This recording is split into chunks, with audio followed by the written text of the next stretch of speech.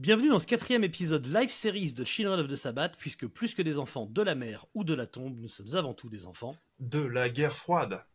I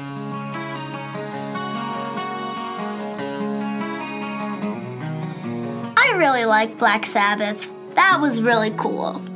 They have Ozzy Osbourne. They have a great guitar person. Sorry, I don't know your name. There's like some really good drum parts. Pretty awesome. Et oui, c'est vrai qu'on est des enfants de la guerre froide, en plus c'est factuellement. Ouais, on est de cette génération, comme je pense la plupart des gens qui nous écoutent. Alors en fait c'est marrant parce que tu vois moi ces dernières années, comme j'ai enseigné à des millennials, ils se reconnaîtront parmi les auditeurs, mais j'ai rencontré en fait beaucoup de jeunes fans de hard rock, de heavy metal, qui en fait sont des gens qui sont nés à la fin des années 90, voire au début des années 2000, et quand ça m'arrivait de leur dire... bah nous, avec mes camarades de ma génération, on est nés à l'époque où l'URSS existait encore, où le mur de Berlin existait encore. Ils avaient l'impression qu'on leur parlait un peu de préhistoire, en fait. Mais ce qu'il faut bien s'imaginer, c'est que c'est tout un monde, voilà, qui est une réalité historique et dont on voit encore les conséquences aujourd'hui. Et bah, c'est le monde dans lequel est né Black Sabbath, puisque Black Sabbath, ce sont aussi des enfants de la guerre froide, et le groupe s'est construit dans une époque où bah, la peur d'une troisième guerre mondiale, c'était une réalité quotidienne aux actualités. Du coup, cette petite intro de Gabriel permet de placer le personnage pour ceux qui ne le connaissaient pas. Donc, Docteur Gabriel Redon, qui est donc mon co-host et historien dans la vie. Comment tu vas ?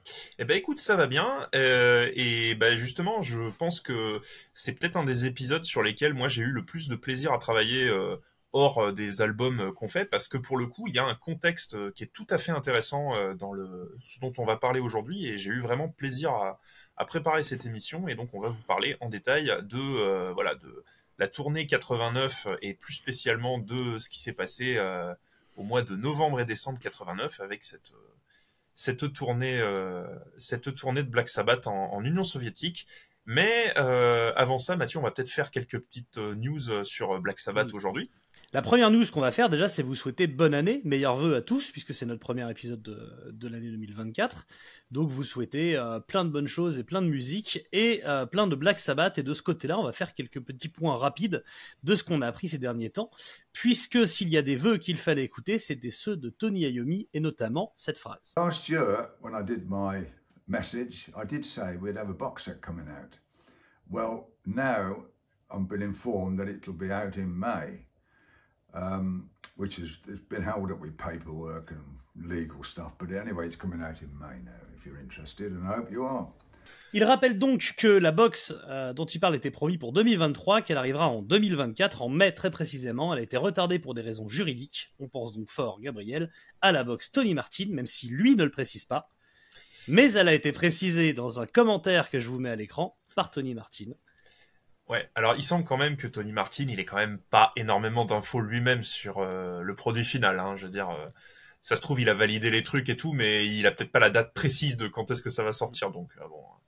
Il a l'air quand même, comme toujours, hein, Tony Martin, il a l'air quand même un peu aux abois. Ceux qui ont la rêve comprendront la blague. Il a l'air aux abois sur ce que Tony Iommi veut faire de la réédition de ses albums avec Black Sabbath, hein. On parle quand même de 4 albums, hein. Non, 5 albums, plus un live et potentiellement peut-être des enregistrements inédits, en tout cas de façon officielle, de choses dont on va vous parler aujourd'hui. C'est ça qui fait que cette box nous excite particulièrement. Alors on n'a évidemment aucune info, ça se trouve arrivera en mai une box, je sais pas, juste headlesscross.bar, hein, donc je serais évidemment très déçu, mais on n'en sait rien pour le moment, et évidemment on vous en parlera en temps voulu. Ce qu'on sait, ce qu'on trouve en tout cas, c'est que la période Tony Martin, elle est factuellement, c'est la période la plus oubliée, c'est celle sur laquelle il y a pour la plupart des albums pas eu de repress ou de réédition depuis quasiment leur sortie. Il y a même certains albums qui n'existent pas officiellement en vinyle, et donc une box qui réunit tout ça, c'est une reconnaissance de la période Tony Martin, qui aujourd'hui a une influence prouvée sur un certain nombre de groupes plutôt majeurs. Enfin, pour Halloween, c'est un groupe important. Pour Sorcerer, qui a repris When Death Calls, c'est un groupe important, etc., etc. Et on voit bien, nous, en parlant avec vous en festival ou sur Internet, qu'on n'est pas les seuls à avoir quand même un certain respect, même si on a du recul sur le travail qui a été fait à ce moment-là. Et ce sera intéressant d'avoir une véritable box qui permet de rendre la chose un petit peu complète. Voilà. Alors, il y a une chose que j'avais oublié de mentionner dans l'épisode sur Headless Cross, c'est qu'un groupe majeur qui a repris la chanson Headless Cross, c'est Powerwolf, qui est quand même en ce moment, depuis une dizaine d'années, un des plus gros groupes de la scène métal, tout genre confondu. Hein. Powerwolf, ils sont toujours en tête d'affiche de tous les fests, pas seulement en Allemagne, hein, et même en France, même aux États-Unis. Enfin, ils tournent énormément. Et Powerwolf, ils ont fait un petit album de reprise là qui est sorti il y a quelques années, où dessus il y a une reprise de Headless Cross qui est superbe.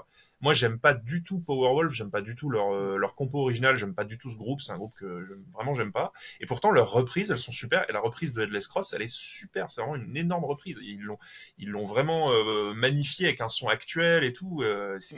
Donc voilà, on sent que chez des groupes actuels qui cartonnent, on pense à Powerwolf, mais je pense que c'est peut-être aussi vrai pour Ghost. Hein. Je pense que Tobias Forge, il a dû pas mal écouter aussi la période de Tony Martin. Hein. Il y a on peut faire des petits liens comme ça stylistiques entre ces deux choses. Je pense que voilà, c'est un groupe c'est une période de Black Sabbath qui a beaucoup infusé dans le heavy metal moderne. Donc on a vraiment hâte d'avoir des infos sur cette box plus précise. J'en profite puisque tu parlais de Powerwolf et je vous mets l'extrait là très rapidement. Au concert 2023 au Hellfest, je suis l'un des moines qui fait l'intro du concert. Vous pouvez me voir pas trébucher, mais regarder mes pieds au moment où je descends. Donc voilà, ça me fait marrer de le dire là. Je l'ai fait parce qu'on me l'a proposé et que c'était marrant. Et arrivé sur place, devant 60 000 personnes qui hurlent Powerwolf, avoir une torche enflammée dans les mains, etc. J'ai eu vraiment peur. J'ai vraiment eu un trac dingue, sachez-le. Voilà, ça dure à peu près 1 minute. C'est la minute la plus longue de ma vie. Donc je suis monté sur scène avec Powerwolf devant 60 000 personnes et c'est pas facile. Imagine tes stars du football au moment de tirer un penalty. Ah bah laisse tomber, je sais pas comment ils font. Voilà. Enfin, on va également vous parler des petites nouvelles de début 2024 des autres membres de Sabbath, c'est encore en vie évidemment. Un autre membre de Sabbath est en studio, c'est Bill Ward. Alors Bill Ward est en studio depuis plus de 2 ans, hein. Dès qu'il poste sur internet c'est pour dire je suis en studio.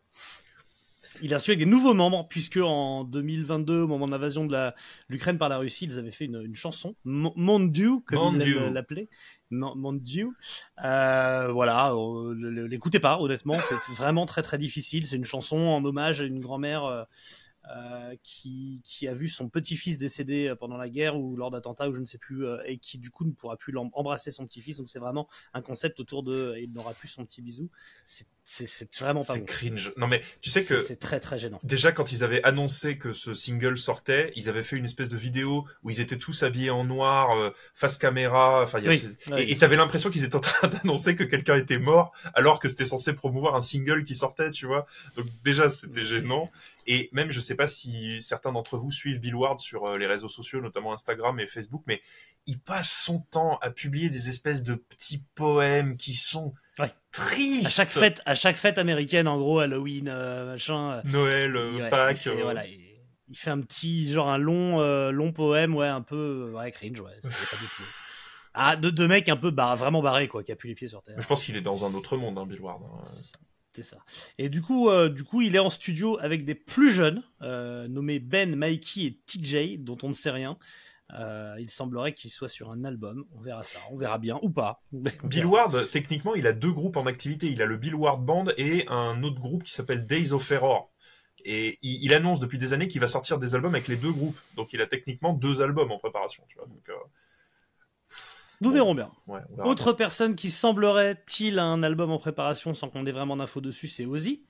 Donc Ozzy Osbourne continue son podcast. Nous, on vous cache pas qu'on a un peu lâché l'écoute parce qu'on vous en avait parlé, mais bon, c'est quand même un peu lourd. Ouais. Donc on a dit que ça valait le coup d'œil, donc on dit quand on craque aussi, ça vaut pas tant le coup d'œil que ça. On sait aussi qu'il y a donc un musée sur Ozzy Osbourne à Birmingham, plus précisément une music school de ce que a dit Sharon. Il faut savoir qu'en fait Sharon est en tournée en ce moment. Enfin, elle fait une date à Londres, une date à Birmingham, avec son one-man show qui s'appelle Cut the Crap, dans lequel elle parle en gros de sa vie, et notamment de sa vie en tant que femme d'Ozzy Osbourne, même si évidemment elle est bien plus que ça, loin de moi l'idée de la réduire. C'est même plutôt Ozzy Osbourne depuis quelques années qui est plutôt le mari de Sharon. En tout cas, c'est comme ça qu'elle le présente. Et donc, elle a donné une longue interview à The Mirror, un journal anglais, dans lequel elle confirme que 2 dates sont à l'étude à Birmingham, 2 final shows, pour que Ozzy puisse, comme il avait déjà dit, dire au revoir à son public. Donc on n'a pas d'infos sur les dates ni quoi que ce soit. Beaucoup de sites de news ont repris le truc en disant Ozzy a dit que. Ozzy n'a rien dit, hein, c'est Sharon, mais de toute façon, on ferait mieux d'écouter ce que dit Sharon qu'Ozzy. Donc voilà. Bah, si t'écoutes Ozzy, voilà. C'est ça. Donc, bon. Il y a un podcast si vous voulez Voilà. l'écouter. Ah, il dit des choses des fois plutôt sensées. Il y a tout un passage sur avec son fils Jack qui est un fan de chasse notamment et qui promeut beaucoup le bonheur que c'est de voir la vie d'un animal s'éteindre quand tu regardes droit dans les yeux, etc. Et Ozzy qui a travaillé en abattoir, j'aime bien la façon dont il le remet en place aussi en disant c'est bon, je suis passé par là, c'est un enfer. Moi, je mange de la viande, je la ramène pas, mais glorifie pas le truc non plus. Oui. Donc voilà. Donc des fois, il dit des choses quand même. On voit que ça peut réfléchir, qu'il a une vision sur la vie qui est plutôt intéressante. D'ailleurs, quitte à parler de vision intéressante sur la vie pour un homme de 70 ans, il vient de découvrir la cover de T-Pain de War Pigs. Donc le rappeur T-Pain qui a fait une super cover de War Pigs. Super reprise. Et, du coup, il l'a posté sur la réseau en disant c'est la meilleure cover de War Pigs existante. Pourquoi personne ne m'avait prévenu et j'aime toujours quand Ozzy prend à contre-pied son public comme ça, en valorisant plutôt des rappeurs que des groupes de stoner ou doom, ça va toujours faire rire. Donc Ozzy quoi. Bah oui. Puisqu'on fait ce petit tour-là rapide également, on a Rick Wakeman qui a été donc clavieriste de Yes et qui a participé aux sessions d'enregistrement de Sabbath Bloody Sabbath qui fait sa tournée d'adieu. Donc voilà, c'est la fin de toute une époque et aussi la fin pour Rick Wakeman qui va prendre sa retraite. Geezer lui est toujours bien à la retraite. On l'a juste vu faire des horns up à un match des Riders à Las Vegas. C'est à peu près sa seule actualité de ces 6 derniers mois. Bah, on attend toujours des infos de l'album solo de Tony Iommi qui est peut-être censé sortir en 2024, on ne sait pas. Mais il y a un album solo de Tony Iommi qui est en préparation et bon, voilà. On ne sait pas encore à quelle forme il va prendre. Est-ce qu'il y aura des titres instrumentaux? Est-ce qu'il y aura des guests dessus? Et si je dis pas de bêtises, dans ses vœux, il dit qu'il bosse en studio, mais il dit pas un album va sortir. Ouais, mais bon, il avait quand même dit qu'il préparait un truc, quoi. Qu'il préparait un disque. Mais ce qui permet, encore une fois, de voir que le temps se distend pour ces gens-là qui sont âgés et on ne sait pas du tout parce que quand il livrera l'album fini à une maison de disques quelconque, elle lui dira derrière qu'il y a un an d'attente pour le sortir de toute façon. Moi, ce que je pense, je vais te dire un truc, et ça, c'est un pari que je fais, c'est que tu sais, il y a quelques années, Geezer, il a arrêté de vouloir sortir de la musique, mais par contre, il a réédité ses anciens albums solo, là, qu'il avait sortis sous des noms variés, Geezer, GZR, machin. Et en fait, c'est BMG qui a tout réédité dans un coffret. Et en fait, je pense que même si l'album solo de Tony Iommi, il met un certain temps à sortir, je pense qu'ils vont quand même rééditer ses anciens albums solo. Et ce qui serait une bonne chose parce qu'il n'existe pas en vinyle pour la plupart. Aucun n'existe en vinyle. Aucun. Et donc imaginez un coffret avec une ressortie vinyle de cela et puis deux trois titres bonus qui rajouteraient pour donner un peu du goût pour emballer le truc. Moi je préfère ça qu'un album cringe quoi. Bah, surtout que des titres bonus il y en a parce que par exemple sur l'album de 2000 il y a des titres bonus notamment avec Phil Anselmo qui sont pas sortis. Il y avait des démos qui avaient été faites avec Rob Halford qui sont jamais sortis. Et sur l'album de 2005, Fused, il y a des titres bonus qui, eux, alors, sont sortis sur plein de compiles, et moi, je les ai quasiment tous, mais ils ont jamais été réunis sur un seul truc et tout. Donc, je pense qu'il y aurait matière à un coffret des albums solo de Tony Iommi, comme il y a eu pour Geezer Butler. Donc ça, c'est un pari que je fais. Je pense qu'on va, à défaut de voir un nouvel album complet, je pense qu'on va au moins voir un coffret de réédition. Bon, eh ben, wait and see. Et de notre côté, nous, les t-shirts dont on vous a parlé de Children of the Sabbath, avec marqué Sometimes the best things happen by accident, sont de nouveau dispo pour le long sleeve qui l'était pas. Donc encore une fois, voilà, le t-shirt dispo en long sleeve et en manche courte. Juste pas de S pour le long sleeve pour le moment, pour des raisons de stock. On peut pas pour l'instant en faire. Et on a sorti avec King to the Void un nouveau modèle également qui s'appelle OK Doomer. Donc n'hésitez pas à aller faire un tour si ce genre de t-shirt vous branche, c'est avec plaisir que c'est moi qui les envoie, donc je suis content de vous glisser tout ça dans une enveloppe. Voilà, on est parti pour le hors-série, Gabriel. C'est parti. Encore une fois, cet épisode a été en grande partie, en très grande majorité écrit par Gabriel, donc je te remercie encore officiellement. Et on est parti, c'est sûr qu'on était là dans ton domaine, dans ton champ d'action, quand la petite histoire de Black Sabbath rejoint la grande histoire avec un grand H. Donc Black Sabbath, c'est des textes critiquant la guerre du Vietnam sur Paranoid puis Master of Reality, c'est la participation au Live Aid 85, on vous a évidemment fait un épisode dessus pour aider l'Éthiopie en proie à la famine, une controverse sur sa venue en Afrique du Sud sur fond d'apartheid en 87. Le groupe de Tony Iommi a déjà montré plus d'une fois, pour de bonnes ou de mauvaises raisons, que malgré l'irresponsabilité légendaire de ses musiciens, il n'est jamais totalement coupé du monde, de son monde. Mais on peut considérer que cet état de fait atteint un certain paroxysme en 89 lorsque Black Sabbath, alors en pleine promotion de son album Headless Cross, donne une série de 25 concerts en Union soviétique. D'abord à Moscou, puis à Saint-Pétersbourg, qui à l'époque s'appelle encore Leningrad. 2 enregistrements vidéo de 2 de ces concerts existent, ils sont trouvables sur Internet, hein, sur YouTube, dans des qualités diverses, ce qui va nous permettre d'ailleurs de vous en parler en détail, c'est comme ça qu'on a pu les voir, hein, comme pour le California Jam 74. On vous parle donc aujourd'hui d'un concert qui est trouvable en disque bootleg et sur YouTube, mais qui n'est pas un enregistrement officiel de Black Sabbath, et on va revenir dessus, on va vous expliquer pourquoi ça a failli, mais ça ne l'est pas, puisque les bandes enregistrées à Moscou, qui auraient dû servir pour un album live de Black Sabbath, n'ont pas pu être récupérées par le groupe. Donc c'est une des aventures dont on va vous parler. Le groupe à ce moment-là, pour rappel, donc se compose de Tony Martin au chant, Tony de Cat Martin, Cozy Powell à la batterie, Neil Murray fraîchement embauché pour la tournée à la basse, et Geoff Nichols au clavier, tout ceci entourant The Iron Man, Tony Iommi himself. Comme toujours avec Black Sabbath, rien ne va se passer comme prévu, aucun album live officiel sera donc publié. Dans cet épisode, vous allez cependant voir que ce n'est pas la dernière des anecdotes qu'on va pouvoir vous raconter autour de cette rencontre improbable entre le groupe de Tony Iommi et le monde communiste. Improbable, pas si improbable que ça en vérité. Et oui, en effet, le fait que Black Sabbath soit venu jouer en Union soviétique à la fin de la décennie 80 s'inscrit dans un contexte plus général qui voit à partir de 85 les pays du pacte de Varsovie s'ouvrir à la culture occidentale et aux investissements étrangers. Alors que depuis février 2022 et l'invasion en Ukraine par les troupes de Vladimir Poutine, la Russie tente de nouveau à se fermer aux influences culturelles et politiques de l'Occident, et qu'une nouvelle guerre froide finalement s'installe entre ces deux mondes, il nous semblait intéressant d'évoquer ensemble, au travers de cette série de concerts donnés par Black Sabbath, une époque pas si lointaine, il y a donc moins de 40 ans, durant laquelle la société russe et plus largement soviétique a connu, à l'inverse de ce qui se passe aujourd'hui, un véritable moment d'ouverture culturelle, politique et économique. Période qui s'est traduite notamment par l'organisation à Moscou, mais également dans d'autres endroits du bloc de l'Est, de nombreux concerts de rock et également de heavy metal. Black Sabbath et d'autres artistes notables en fait se sont produits là-bas, Ozzy Osbourne lui-même, et ils ont été parmi les premiers artistes rock occidentaux à venir jouer en URSS. Mais pour parler de tout ça, on va faire un petit bond en arrière, un petit retour en arrière sur le contexte politique et économique de tout ça. Et qui de mieux qu'un docteur S-Histoire pour nous faire ce petit contexte. On t'écoute. Oui, alors donc du coup, il faut faire un petit rappel de contexte parce que bon, c'est des choses qui sont quand même assez élémentaires.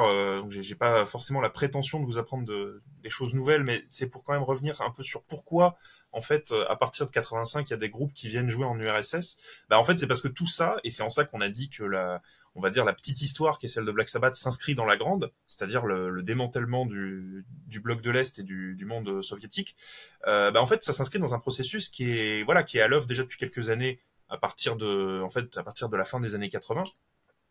On va passer vite en fait sur ce qui se passe avant les années 80, mais en gros globalement, ce qu'il faut savoir, c'est qu'à partir des années 80, l'Union soviétique, elle est complètement rincée, littéralement, par non seulement la guerre froide, mais aussi par certains aspects de la guerre froide. Et un des éléments qui est le plus parlant, c'est la course à l'espace. C'est-à-dire que depuis les années 50-60, en fait, les soviétiques, ils font tout pour être les premiers face aux Américains dans la course à l'espace. Et bon, ils remportent des victoires majeures, notamment en envoyant en 57 le premier satellite Sputnik, le premier homme dans l'espace Yuri Gagarin. Et en fait, à partir de la fin des années 60, c'est les Américains qui prennent le devant. 69, c'est les premiers hommes sur la Lune. Et donc, en fait, à partir de là, il y a quelque chose qui se grippe en fait en Union soviétique, c'est-à-dire que il y a plus assez d'argent à injecter dans la conquête spatiale. Pourquoi ? Parce qu'en fait, l'économie soviétique, elle fonctionne de façon verticale, c'est-à-dire qu'elle est complètement régentée par l'État. Tous les aspects de l'économie sont régentés par l'État. Et comme les Américains, eux, font tourner leur économie à fond pour être les premiers face aux soviétiques, bah du coup le système soviétique ne peut plus rivaliser. C'est-à-dire et en ça la conquête spatiale d'ailleurs c'est vraiment révélateur en fait. On voit à quel point ça se grippe. Donc en fait à partir de la fin des années 70, il y a la guerre en Afghanistan, celle-là même dans laquelle les Américains ont mis du pognon pour financer des gens, notamment un certain Oussama Ben Laden, pour lutter contre les soviétiques. En fait, ça ruine complètement, si vous voulez, les efforts économiques de l'URSS pour rester à flot. D'un côté, il y a une économie qui tombe en rade face au reste du monde occidental, et de l'autre, tous les terrains sur lesquels les soviétiques se sont engagés, conquête spatiale, guerre dans des pays comme ça où il y a des rivalités frontales entre les deux blocs, ça se passe pas bien. Donc, au début des années 80, il y a la société soviétique, de manière générale, elle est fatiguée par toutes ces années de dur. Et en fait, assez rapidement, la classe politique soviétique se divise en deux camps. C'est-à-dire que vous avez d'un côté ce qu'on va appeler un courant plutôt conservateur, qui est incarné par ce qu'on appelle la nomenclatura, c'est-à-dire en gros les élites du système, et qui, elle, en fait, c'est une élite de riches qui profitent du système pour s'enrichir. Ces gens-là, ils préfigurent en fait ce qu'aujourd'hui on appelle les oligarques, c'est-à-dire que ce sont des gens très très riches qui ont la main mise sur des pans entiers de la société, exploitation agricole, usines, bref, et qui s'enrichissent au profit du travail des autres. Et face à ces gens qui en fait empêchent la société soviétique d'être réformée, il y a un courant réformateur qui commence à apparaître à partir du début des années 80 et qui bien vite s'incarne dans une personne, c'est Mikhail Gorbatchev. Gorbatchev qui donc devient premier secrétaire du parti communiste en 85. Et Gorbatchev, il voit l'état lamentable dans lequel est l'économie soviétique. Il comprend que pour que le régime survive, il faut faire des réformes. Et c'est donc ce qu'on appelle la période, à partir de 85, qu'on appelle la perestroïka. Perestroïka, ça veut dire, en russe, ça veut dire la reconstruction. Donc l'idée, en fait, pour simplifier, c'est de diminuer l'implication du Parti communiste dans l'économie. Par exemple, de rendre aux paysans la propriété des terres. Parce que les paysans russes, en fait, depuis la révolution bolchevique, mais bon, ça rejoint quand même des formes de mise en coupe réglée des paysans qui étaient déjà à l'œuvre avant, durant la période tsariste. C'est-à-dire qu'en gros, les paysans ne possèdent pas leur terre, la terre appartient à l'État, et donc ils travaillent pour le compte de l'État, et ils touchent toujours la même chose. Ce qui fait que c'est une forme d'esclavagisme, mais bon. Donc déjà, Gorbatchev propose de rendre une partie de la propriété de la terre aux paysans. Il propose de libéraliser un peu l'économie soviétique, notamment en permettant à des citoyens d'entreprendre dans des petits secteurs de l'économie. On ne parle pas encore de grandes entreprises privées, mais au moins de permettre à des citoyens lambda d'être propriétaires de leur restaurant, d'être propriétaires de leur atelier, etc. Et donc, en fait, le but, c'est de casser toute puissance de la nomenclatura. Et alors, enfin, le dernier point de la perestroïka, c'est d'ouvrir le marché soviétique aux investisseurs étrangers, notamment les investisseurs occidentaux. Parce que, voilà, il y a besoin de capitaux, il y a besoin de faire venir de l'argent frais de l'extérieur pour relancer l'économie.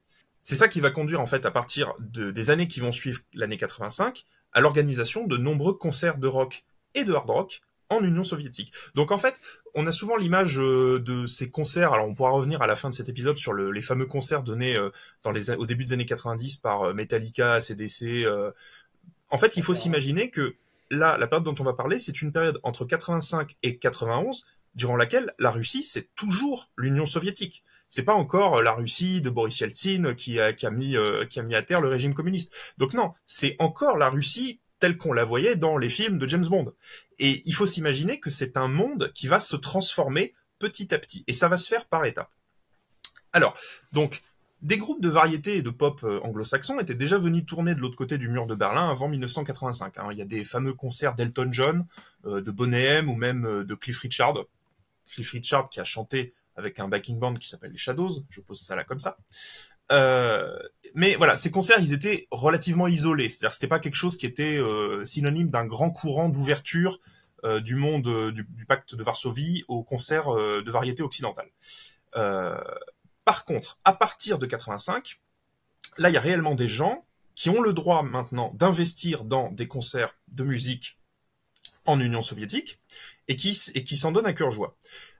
Le premier groupe de rock occidental qui vient jouer en Union soviétique, c'est Uriah Heep. Uriah Heep, donc, ce nom, on vous en a parlé depuis déjà plusieurs épisodes, puisque c'est un groupe qui a une carrière qu'on peut mettre en parallèle de celle de Black Sabbath, parce qu'il y a des gens qui jouent avec Black Sabbath ou qui jouent avec Ozzy Osbourne qui ont joué dans Uriah Heep.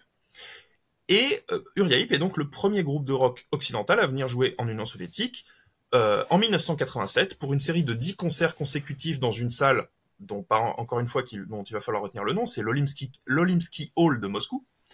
Donc, c'est série de 10 concerts devant un total de 180 000 spectateurs.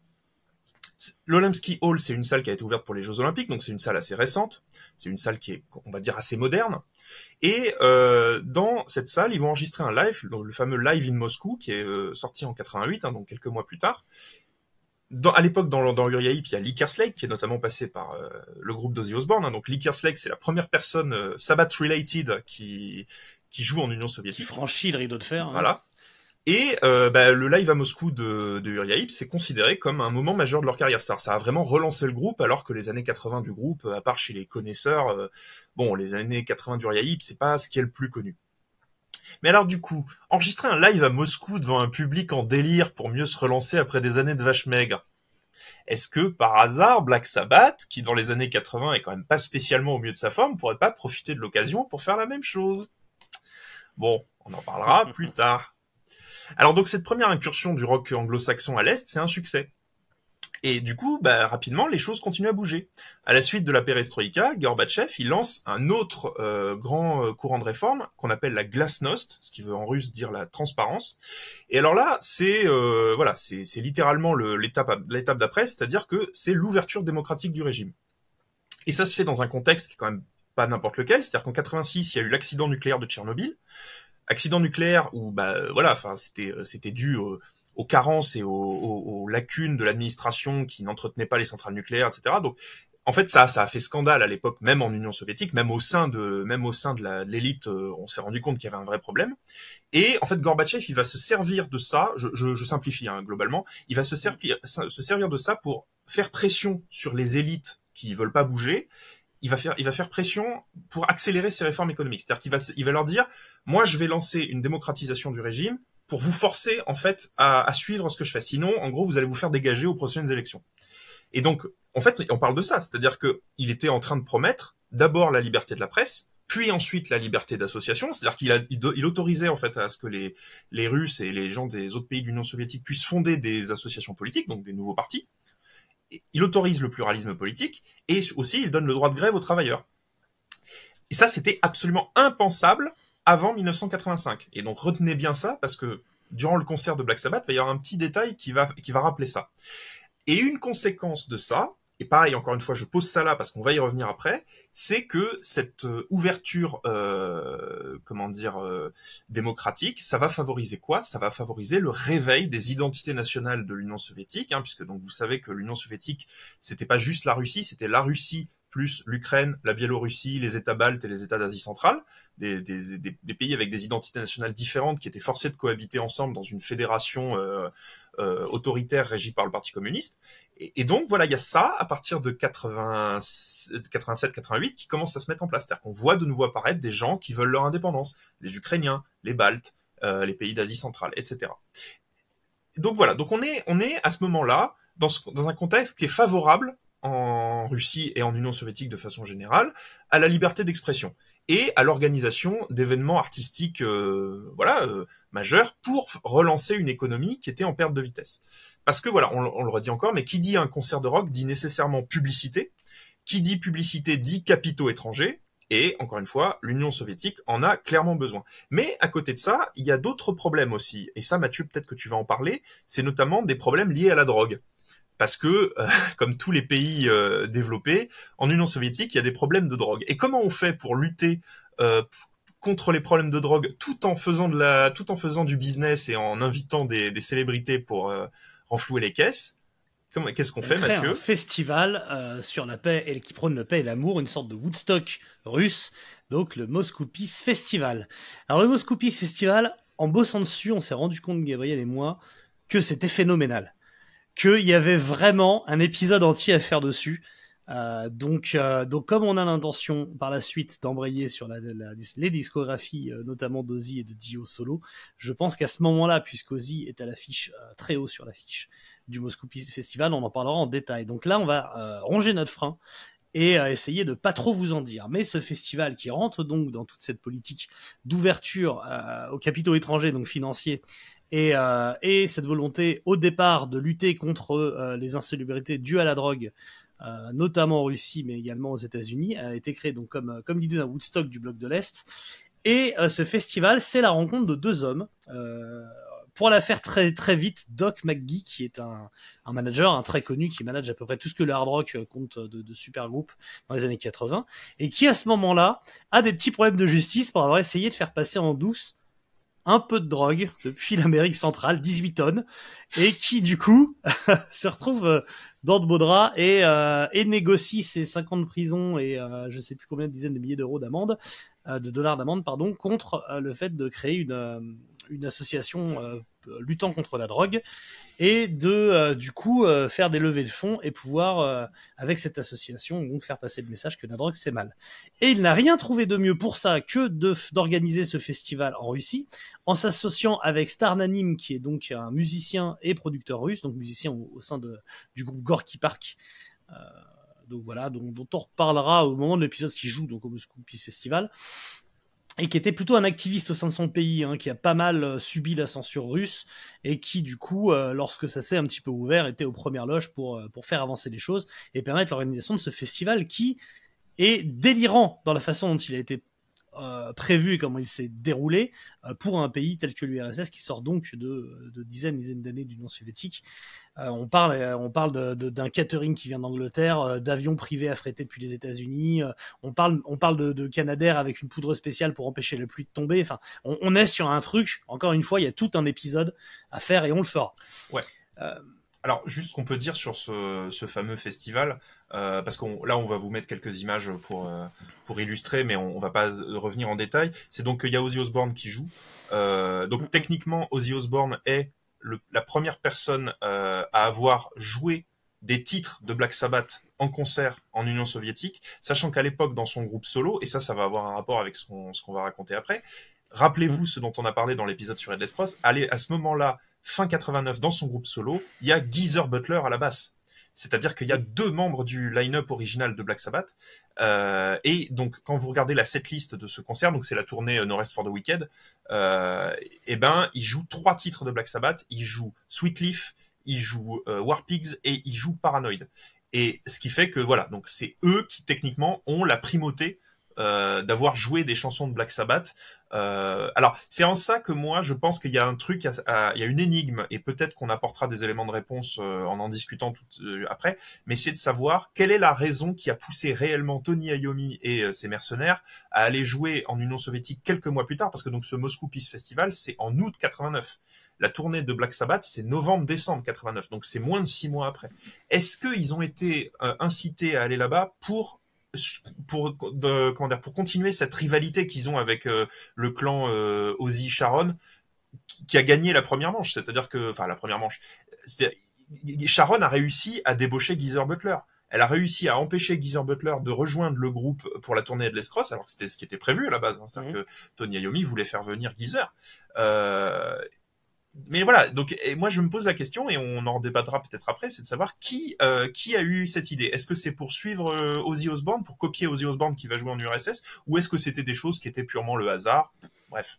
Bon, après, c'est un énorme festival avec beaucoup d'argent à la clé, donc je pense que la première raison, elle est là. Après, si cerise sur le gâteau, tu peux emmerder Tony Iommi, ça se prend, mais il y a surtout ça. Donc, parce que ce festival, donc, les groupes en question vont jouer 2 fois. Moi, je voudrais quand même rebondir sur le fait que ce festival, qui est censé notamment promouvoir le fait que la drogue c'est mal, ils y jouent Sweet Leaf. C'est particulièrement truculent. C'est un festival qui est une réussite commerciale et au niveau du monde accueilli. Ça a lieu donc au stade Lénine à Moscou, qui est devenu par la suite le stade Loujniki, Loujniki, je vais réussir à le dire. Voilà, qui a notamment accueilli la finale de la Coupe du Monde 2018 où la France a battu la Croatie 4-2. C'était dans le même stade. Et donc, on parle de 200 000 personnes dans ce stade. C'est la capacité du stade. Enfin, elle est à 180 000 officiellement. Le stade, il est plein à craquer. Le stade est plein à craquer. C'est vraiment c'est ces méga festivals que depuis Woodstock on a. C'est le California Jam, c'est tous ces festivals dont on a parlé. C'est de ce niveau-là, ils ont fait venir de la glace depuis la Suède en avion. Enfin, c'est voilà, une folie. Alors, juste quand tu regardes, parce que donc encore une fois, les images du Moscou, alors le titre complet, c'est Moscow Music Peace Festival. Et j'ai lu quelque part, parce qu'il existe plein de gens qui ont travaillé sur ce festival, parce que c'est quelque chose d'assez, c'est devenu légendaire maintenant le Moscow Music Peace Festival. C'est qu'ils ont fait exprès de ne pas appeler ça Moscow Rock Festival. Parce que apparemment le pouvoir soviétique était encore très réticent à mettre en avant le mot rock, parce que c'est quelque chose qui était très assimilé en Union soviétique avec la culture occidentale. Donc ils étaient ok pour faire un événement musical, mais ils voulaient pas dire que c'était du rock. Alors quand tu vois qui ils invitent, parce que faut voir la tête d'affiche, certes il y a Ozzy Osbourne, mais il y a quand même Scorpion, il y a Skid Row, il y a Cinderella, et surtout il y a Motley Crue. Je veux dire, Motley Crue qui participe à un événement contre la drogue. Et Bon Jovi. Et Bon Jovi. Et pour l'anecdote, Motley Crue est le seul groupe des groupes majeurs à avoir respecté strictement la règle de sobriété et de non-drogue du festival. C'est-à-dire que donc il y avait cette règle qui était imposée, eux l'ont respectée. Ce qui est absolument pas le cas des autres, notamment Ozzy et Geezer, qui ont été infernaux, qui se sont drogués à fond et surtout qui sont tombés dans la vodka puisque ils ont été largement rétribués en bouteilles de vodka et qui étaient plus faciles à récupérer que de la nourriture. Donc ils sont sur scène, ils sont allumés, ils sont arrachés. Et c'est cet événement, mais on en parlera plus en détail, qui amène Ozzy à retomber fort dans l'alcool et à étrangler Sharon Osbourne en rentrant. C'est pile en rentrant de cette tournée qu'il y a cette simili-tentative de meurtre sous un accès de folie. Donc c'est sûr, en redevenant de Russie. Donc c'est pour dire le niveau éthylique. Ça, je pense que c'est quelque chose, il faudra qu'on s'attarde un peu dessus en détail. Donc voilà, on va pas s'étendre là-dessus. Comme tu l'as dit, on fera dans plusieurs mois, quand on aura fini la discographie de Black Sabbath, on s'intéressera à la carrière solo d'Ozzy Osbourne, mais voilà, et je pense qu'il faut s'y consacrer vraiment plus spécialement, quoi. Non, par contre, dernière chose à remarquer quand vous regardez les images, donc les images de quasiment tous les concerts qui ont été joués au Moscou Music Peace Festival existent. Il y a même un DVD, je crois, qui est sorti. Il y a d'ailleurs la fameuse affiche où tu vois l'aigle qui fait penser à la pochette de Screaming for Vengeance avec les drapeaux, etc. Et donc il y a eu un DVD qui existe, ça a été édité. Hein. Et donc vous pouvez voir l'intégralité du concert d'Ozzy. Pour précision, c'est la deuxième fois que les bandes filmés qui là le sont par MTV, hein, c'est MTV qui organise tout le processus, sont récupérés, sortent et font la gloire des groupes parce que ça leur fait des belles images ou un beau live. Après Uriah Heep, c'est la deuxième fois. Et ça par contre, c'est sûr et certain que ça a motivé Black Sabbath pour venir et enregistrer son live. Ça ne fait aucun doute. Ouais, parce que donc les images vous pouvez les voir sur YouTube, hein, tout est disponible en intégralité. Et alors là encore une fois, moi je me suis amusé à comparer les deux concerts, hein. J'ai comparé le concert d'Ozzy avec le concert de Black Sabbath et il y a les mêmes détails qui reviennent. Alors, bon, il y a quelque chose qui est assez rigolo dans ces images, c'est que vous voyez des policiers soviétiques qui du coup assurent la sécurité de l'événement. Et en fait, les policiers soviétiques, vous voyez que c'est des gamins, c'est-à-dire c'est des jeunes qui ont le même âge que les festivaliers. Et en fait, vous voyez qu'ils s'enjaillent comme des oufs et ils assurent pas du tout la sécurité. Tu vois plein de gamins avec leurs casquettes, avec leurs uniformes, et il y en a qui font les horns up et tout machin. Enfin, c'est vraiment incroyable ce qui se passe. Et aussi, quand vous regardez dans la foule, vous voyez plein de drapeaux et vous voyez des drapeaux des minorités de l'URSS. Donc, vous voyez un drapeau estonien et un drapeau ukrainien. Et c'est des drapeaux qui étaient illégaux à l'époque. Hein. Donc ça veut dire qu'il y a déjà ça qui est à l'œuvre. C'est-à-dire que tu vois justement ces minorités soviétiques qui veulent prendre leur indépendance et qui à l'occasion d'un grand concert comme ça, où en fait il y avait un certain relâchement sur la surveillance politique, etc., eh ben ça s'exprime en fait. Et ça, encore une fois, quand on regardera les images du concert de Black Sabbath, ça va être un détail qu'il va falloir retenir. Alors, il y a aussi autre chose qu'on peut dire, c'est que, tu l'as dit, ce festival a été co-organisé par donc le leader du groupe soviétique Gorky Park. Et Gorky Park, il me semble, c'était un groupe de hard rock russe. Et alors, ça va nous permettre en fait d'aborder un point qui est intéressant pour notre sujet, qui est la scène rock soviétique. Parce que quand aujourd'hui on parle de rock russe, bah voilà, vous vous dites bon bah depuis que le mur de Berlin est tombé. Il y a eu le développement d'une scène musicale un peu à l'occidental en Russie. Mais en fait, non, c'était quelque chose qui était déjà à l'œuvre avant. Et en fait, pourquoi ça va nous intéresser ? C'est parce que ça va nous permettre de voir quelle était l'influence culturelle de Black Sabbath à l'époque où le mur n'était pas encore tombé. Et vous allez voir que cette influence, elle n'est pas inexistante. D'ailleurs, vous pouvez voir derrière moi des bootlegs russes de Black Sabbath en vinyle. Ces bootlegs en question sont postérieurs, a priori, au Festival de Moscou et aux dates dont on va parler, plutôt du début des années 90. Donc ça serait une suite logique de cette ouverture. Peut-être que les albums ont transité dans d'autres qualités permettant des presses à vinyle, je ne sais pas. Mais il existait avant ça déjà des techniques pour récupérer des musiques sous le manteau. Nous avons pu en avoir un exemple en allant à Gdansk pour le Mystic Festival. Voilà, donc Gabriel là vous montre 2 cassettes. Et dis-nous-en un petit peu plus sur ce qu'était donc le tape trading à l'époque dans les pays communistes et les pays du bloc de l'Est. Contrairement à une idée largement répandue, la guerre froide et la fermeture des pays du pacte de Varsovie à l'influence politique de l'Occident, ça n'a pas empêché le rock, ni la musique occidentale de manière générale, de se diffuser au-delà du mur de Berlin. Et alors, évidemment, les titres de rock occidental ne passaient pas à la radio, ou en tout cas pas facilement. il était difficile, voire impossible, d'acheter des disques de rock ou de hard rock dans les magasins soviétiques. Mais ça circulait, comme tu l'as dit, et alors il y avait ça prenait des formes variées. Soit ça pouvait prendre des cassettes audio qui étaient copiées artisanalement, des bandes magnétiques, bref, des enregistrements pirates. Hein, on pourrait parler de bootleg chez nous, mais à l'époque, en Russie et un peu dans les autres pays du pacte de Varsovie, alors j'ai pas le nom exact pour les autres pays, mais je sais qu'en Russie, on parlait de magnéto-album, ou magnéto-album, et ce terme-là, vraiment retenez-le, parce que en fait, là, ces trucs qu'on a trouvés en Pologne, notamment là, je pense à ça, là, ce best-of de Black Sabbath en cassette. Un magnéto-album, c'est un disque qui a été copié de façon artisanale sur un magnétophone.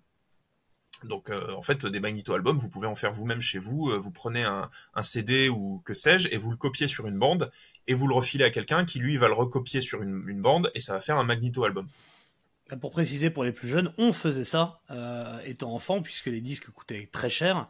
Et en général, quand un pote avait un disque qui plaisait bien, il le faisait tourner et chacun le copiait sur cassette. Et on avait donc sa version cassette jusqu'à ce qu'on l'use complètement et qu'on ait les sous, que ce soit notre anniversaire ou quoi, pour acheter l'album en question. Donc ça se faisait partout en fait. Mais ouais. Là-bas, il n'y avait pas le CD de disponible.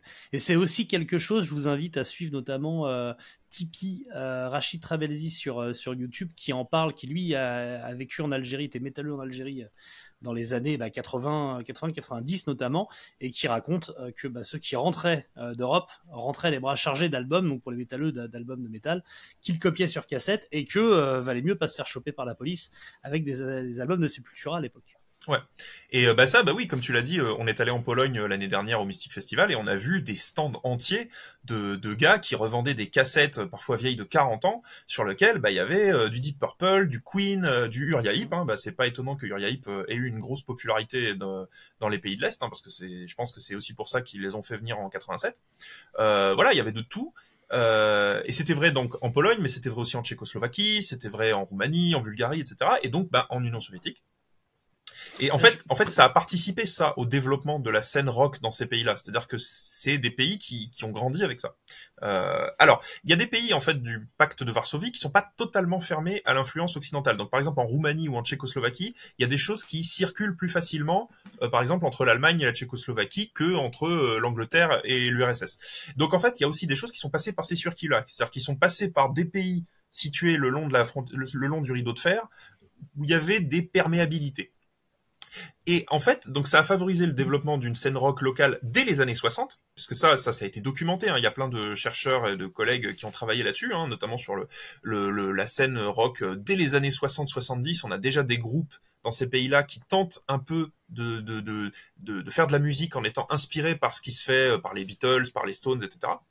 Et en fait, ça a donné lieu à une scène qui est très diverse. C'est-à-dire qu'on trouve à la fois des groupes de jazz rock, de rock psychédélique, de rock progressif, de new wave, de punk. Et alors là, je pense notamment à un groupe en Russie, un groupe qui est un groupe fondateur du punk soviétique, qui est Gradzhanskaya Oborona. Et en fait, c'est un copain qui travaille sur Gradzhanskaya Oborona, qui m'a fourni plein d'infos sur tout ce qui est le Magneto album, etc. Donc je lui fais un petit coucou au passage.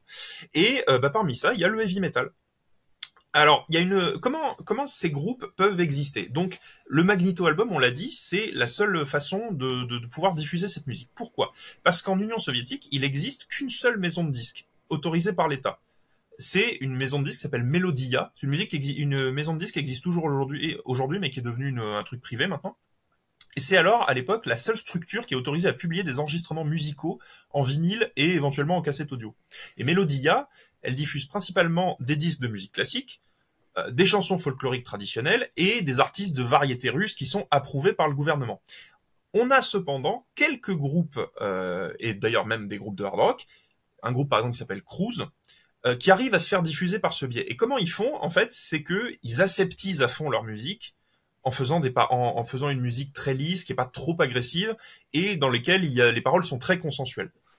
Et en fait, à partir du moment où Gorbatchev va autoriser la liberté d'expression à partir de 85, en fait, on voit que la musique de ces groupes-là devient de plus en plus contestataire. C'est-à-dire qu'on voit des paroles de plus en plus critiques, de plus en plus... Donc ça, c'est très intéressant. Donc voilà, on l'a dit, il y a le Magneto album, c'est-à-dire quand on ne peut pas avoir le sésame d'un pressage chez Melodia, on publie un Magneto album. Et donc il est vraisemblable que la plupart des disques de Black Sabbath qui ont circulé dans les pays de l'Est et notamment en Russie à cette époque-là, en fait, bah, c'était sous cette forme-là, c'est-à-dire alors pas forcément une cassette audio, mais peut-être simplement des bandes où il n'y avait pas le nom du truc dessus et où c'était diffusé de la main à la main entre connaisseurs.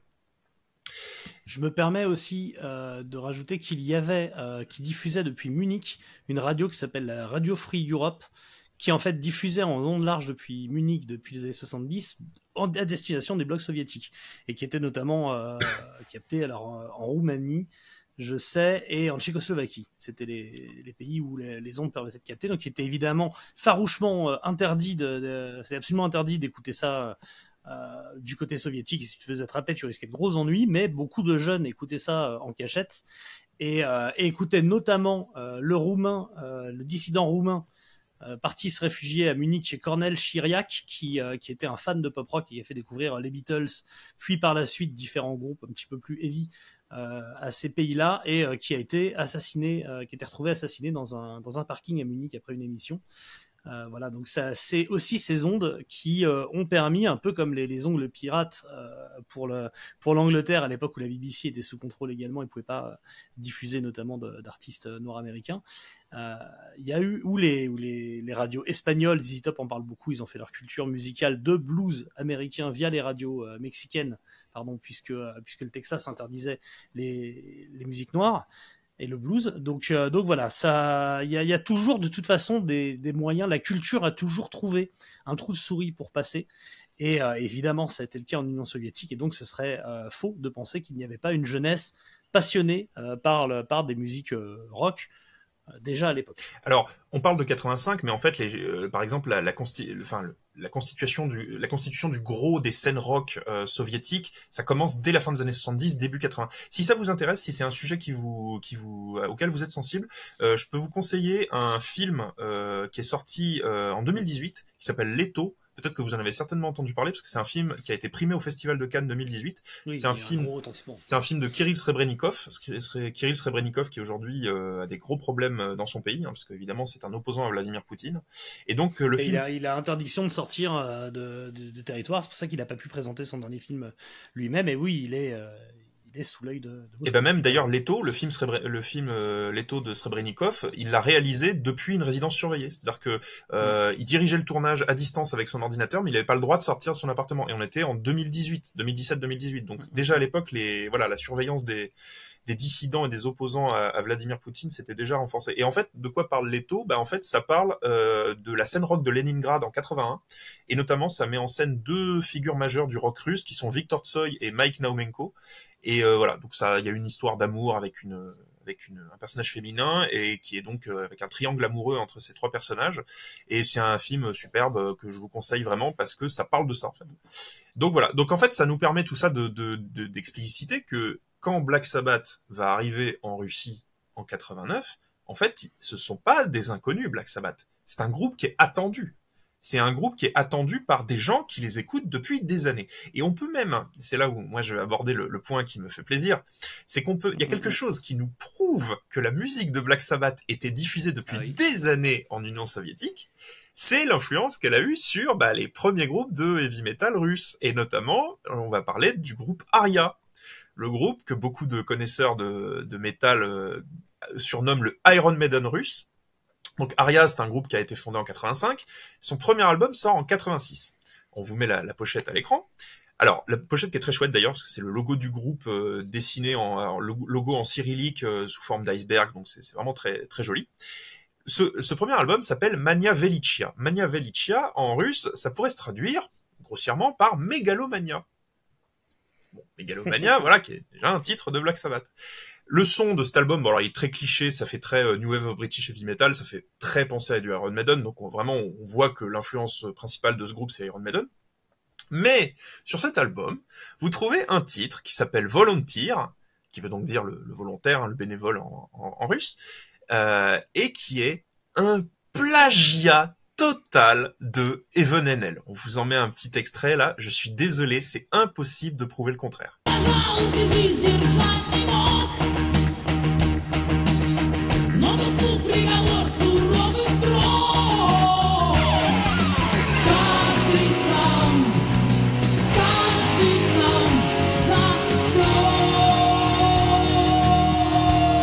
Donc ensuite à ça, vous ajoutez le titre éponyme de l'album, Mania Velicia, qui est un titre instrumental et qui quand même a fait beaucoup penser à Super Tsar.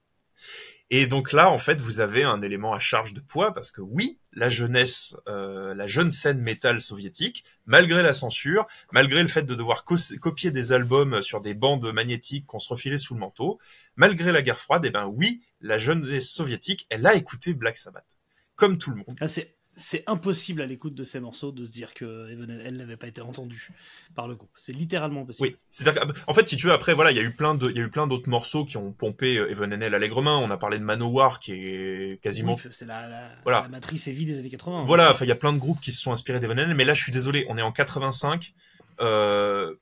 C'est impossible quand t'entends la façon dont le chanteur de Aria fait ses arrangements vocaux sur le riff qui est exactement le même. Je suis désolé, ils se sont dit, ah, vas-y, on fait une chanson qui ressemble à Evan Halen, personne va griller. Bah, 30 ans plus tard, bien sûr que si, tout le monde a grillé. Et d'ailleurs, quand vous allez dans les commentaires YouTube, parce que donc le groupe Aria existe toujours, hein, c'est même un groupe qui, il y a quelques années, venait même tourner jusqu'en France. Ils ont fait une date, je crois, il me semble, aux Pyrenean Warriors chez nous. Donc c'est un groupe qui est vraiment connu des amateurs de heavy metal pur et dur. Et d'ailleurs, c'est un groupe que moi j'ai connu via des copains qui me refilaient des bons plans de groupes originaires de pays de l'Est. Et quand vous allez dans les commentaires YouTube des interprétations encore aujourd'hui de cette chanson en live, vous avez plein de gens qui disent « Oh là là, c'est chouette Evan and Hell hein. ». Donc tu vois, enfin, aujourd'hui en fait même les fans du groupe en font une blague. Donc c'est voilà, donc voilà, bref, tout ça pour dire qu'en 89, quand Tony Iommi et ses copains viennent à Moscou, eh ben t'as plein de gens qui sont ultra chauds pour entendre Black Sabbath jouer ses plus grands titres. Black Sabbath donc a fini sa tournée de promotion de l'album Headless Cross qui, rappelez-vous, a été assez catastrophique aux États-Unis et assez courte sur l'Europe. Et il y avait des concerts qui devaient être prévus du côté du bloc de l'Est, notamment en Pologne, en Tchécoslovaquie, en Allemagne de l'Est, mais ces dates n'ont pas été réalisées. Il y a bien eu un concert à Budapest, en Hongrie, le 25 septembre 89, et à ce moment-là, le pays était toujours officiellement membre du pacte de Varsovie. On est quelques semaines avant la chute du mur de Berlin, donc il y a déjà quelque chose qui bout, mais c'est bien le 9 novembre 89, donc il n'est pas tombé. Donc c'était, à mon avis, assez difficile d'organiser un concert de hard rock là-bas. Celui-là a eu lieu. À partir du 10 octobre, Black Sabbath part au Japon également, où il joue 6 dates, avant de repartir début novembre en Amérique. Et c'est là où il y a la date foireuse au Mexique, dont on a déjà parlé, avec les tergiversations des autorités, le maire qui finalement refuse que le concert ait lieu, et le groupe qui doit être exfiltré à plat ventre dans une camionnette pour pas subir le courroux des fans qui étaient venus de tout le Mexique en train, et qui n'avaient pas compris les raisons de l'annulation. Et donc en novembre 89, au moment où le mur de Berlin tombe, il faut vous imaginer que le monde entier, dans les médias, dans les cafés, dans la rue, partout, ne parle que de ça chaque jour, y compris en Union soviétique. Un ancien monde est littéralement en train de mourir en direct, dans un mélange d'euphorie et d'anxiété généralisée. Et 2 semaines plus tard, quand Black Sabbath arrive en Russie, je vous laisse imaginer le climat et l'ambiance très bizarre dans lequel sont reçus les membres du groupe. On parle donc de tournée soviétique pour qualifier la série de 25 concerts effectués. Comme on l'a dit, c'est bien dans 2 salles et dans 2 villes seulement. Ça commence tout d'abord par 13 représentations à l'Olympinsky Hall donc de Moscou. Donc un stade indoor construit pour les Jeux Olympiques de 80, et 12 concerts à l'EKS Hall de Saint-Pétersbourg, donc à l'époque Leningrad. Les dates moscovites ont lieu du 19 au 26 novembre et les dates à Leningrad du 30 novembre au 5 décembre. Certaines de ces dates sont doubles, c'est-à-dire qu'il y a 2 concerts par jour, l'après-midi à 14h30 et un autre soir à 20h30. On l'a dit, les enregistrements live sont trouvables aujourd'hui, et elles ont été réalisés, tous ces enregistrements, le 25 novembre, donc date de l'enregistrement du fameux live qui n'a pas vu le jour. Par Black Sabbath, qui n'a pas vu le jour. Et c'est Neil Murray qui corrobore notamment dans une interview l'exactitude de cette date. On sait que Girls' School a fait la première partie du groupe. À l'époque, Girls' School est un groupe un peu établi dans la scène métal britannique. Et une romance va naître entre Cozy Powell et la leader du groupe Girls' School, Kim McAuliffe. Non, ce qu'on peut dire vite fait sur le fait que ce soit Girls' School qui fait leur première partie, c'est que Girls' School, c'est quand même un groupe qui est pareil, qui est dans une situation un peu compliquée à la fin des années 80. Il y a plein de membres qui se sont barrés, commercialement, c'est pas ouf, tu vois. Donc... mine de rien, malgré tout, tu vois, il y a ces gros concerts là de l'été 89 avec des grosses stars qui sont au sommet de leur gloire. Et après, quand tu vois quand même, enfin, tu vois, je veux dire, c'est Uriah Heep qui a été le groupe à initier tout ça. Mine de rien, ils font quand même venir des groupes qui sont dans le creux de la vague, tu vois. C'est-à-dire que... Peut-être que c'est eux qui acceptent aussi, mais ces concerts-là, dont celui de Black Sabbath, et c'est le cas de Black Sabbath, oui, c'est les groupes les seconds couteaux, quoi. Ceux qui n'ont pas droit au rayonnement des grands festivals. Iommi raconte, notamment dans sa bio, qu'à son arrivée à l'hôtel à Moscou, qui s'appelle l'hôtel Ukraine d'ailleurs, il y a plusieurs choses qui frappent les musiciens. Déjà, la température, hein, il fait jusqu'à moins 40 degrés, donc très froid. La surveillance constante des services secrets, là-dessus, c'est des choses qu'on retrouve régulièrement, mais... ils sont constamment suivis, ils ont des membres du KGB qui sont avec eux constamment. Iommi parle également de vols d'affaires, notamment chez les Rodis, et du fait de voir beaucoup de portefeuilles éventrés avec beaucoup de cartes de crédit en bas des balcons de l'hôtel. Donc en fait, ceux qui commettent des larcins, peut-être d'ailleurs des gens travaillant à l'hôtel, laissent tout ce qui n'est pas utilisable, en fait, le balance comme ça par la fenêtre. Lui, il raconte que le service à porcelaine de sa chambre avait tendance à disparaître, qu'après il était accusé comme étant celui qui vole la porcelaine, et que c'était très probablement les femmes de ménage, sachant que tout le monde est dans une situation très compliquée, les gens habitant sur place sont dans une situation difficile. Iommi raconte également que pour la nourriture, c'est un peu particulier. Ils demandent plutôt à manger des choses qui sont cuisinées par leur équipe ou cuisinées devant eux. Il y a un petit climat de paranoïa quand même qui s'installe, et que c'est très difficile de trouver des ingrédients, y compris quand ils vont au restaurant. Il raconte également que quand leurs rodis vont faire les courses au marché, ils voient que c'est des lignes de rationnement en fait, pour avoir du pain et du chou, et que récupérer de quoi faire un plat un peu classique s'avère quand même très difficile. Ils n'ont donc pour se nourrir de manière certaine que 2 éléments. La première, une soupe, dans un énorme container de l'armée dans le camion qui leur est mis à disposition. Ça veut dire que dès qu'ils se déplacent, ils ont la soupe à domicile dans le camion. Et le caviar. Le caviar qui est... on les rince de caviar, des mallettes entières de caviar, de petites boîtes, type boîte de talc. Et donc, ils finissent par s'en écœurer. Ils en ramènent également énormément. Donc, ce sont les 2 trucs qu'ils peuvent avoir assez facilement. Voilà donc un peu l'ambiance sur place, le côté un peu distance entre la façon dont les musiciens vivent en Occident et ce qu'ils voient sur place, ce qui met une ambiance particulière à la fois d'euphorie parce qu'ils vont jouer dans des stades de 40 000 places pleins parfois 2 fois par jour, donc il y a, je pense, aucun autre endroit au monde où le Black Sabbath de 89 peut vivre ça. Par contre, il y a quand même une certaine lassitude, une certaine angoisse, et c'est une période en fait douce amère, entre moments dingues et moments un petit peu plus gênants et longs. Je pense que c'est long également, avec un peu le sentiment presque d'être une bête de foire à disposition du parti. C'est ça en fait, c'est-à-dire que en fait c'est aussi pour ça que moi je trouve que le concert que fait Black Sabbath à l'Olympski Hall, c'est quasiment un document historique. Hein. C'est-à-dire que en fait vous voyez dans les images qui nous parviennent de ce concert, c'est-à-dire que majoritairement les cadreurs cadrent surtout le groupe, et donc il n'y a pas grand-chose qui filtre de ce qu'il y a dans la salle, mais il y a quand même des moments où il y a des images de la salle et du public qui filtrent, et là on voit des choses qui nous annoncent en fait ce qui va se passer dans les mois et années à venir. C'est-à-dire que, comme je l'ai dit pour le concert d'Ozzy au stade Loujniki, c'est-à-dire que vous voyez des gens qui se comportent d'une certaine façon, et ça annonce en fait ce qui est en train de se passer en sous-main en Union soviétique. Et aussi, ce malaise, il est effectivement perceptible dans, Mathieu, la façon dont la disposition de la salle, c'est-à-dire, et ça, Iommi en parle dans sa bio, mais je crois que Neil Murray en parle aussi dans les interviews qu'il a données, et on le voit. Tony Martin également. Voilà, et Tony Martin aussi, et on le voit dans certaines images.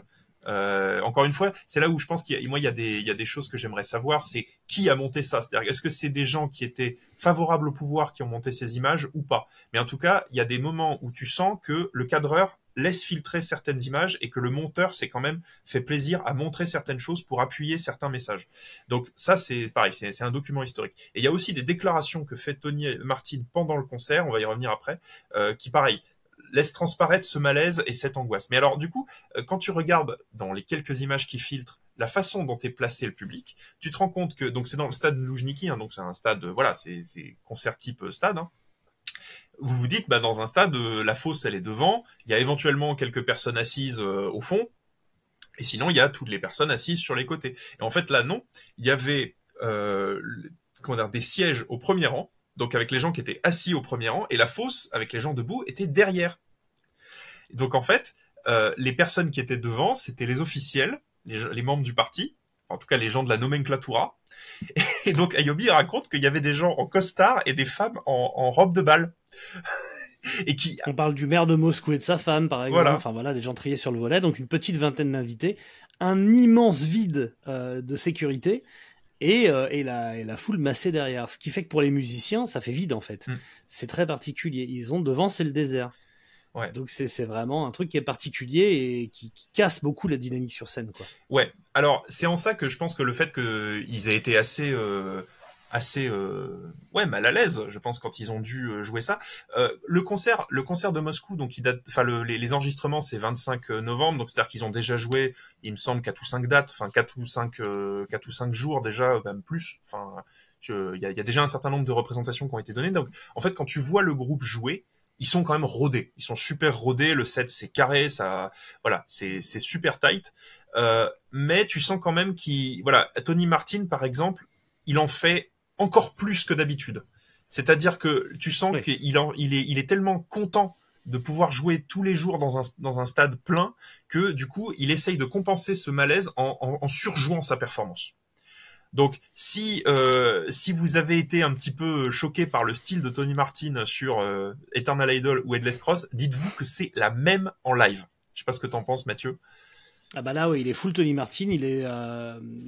Il a au niveau des fringues, il s'est rapproché du côté full cuir qui va être ses habits par la suite. Et oui, il y a un certain enthousiasme d'être devant une si grande scène. Et donc oui, il y a beaucoup de mimiques, beaucoup de ces tics habituels qui reviennent, cette façon un petit peu d'onduler, de gérer ses mains. On peut remarquer également qu'il y a des voix enregistrées sur les parties refrains, notamment d'Headless Cross, mais c'est pas la seule chanson. Dai Yang aussi, si je dis pas de bêtises. Ouais. Donc voilà, on voit que sur ces trucs-là, il est aidé. Bon, c'est un dispositif DVD, quoi. Tu sens qu'il y avait, enfin en tout cas que le live était enregistré et que bon, ils font tout ce qu'il faut pour ça. Et au niveau de ces interventions, tu l'as dit, outre les nombreux Spasiva Moscou qui balancent.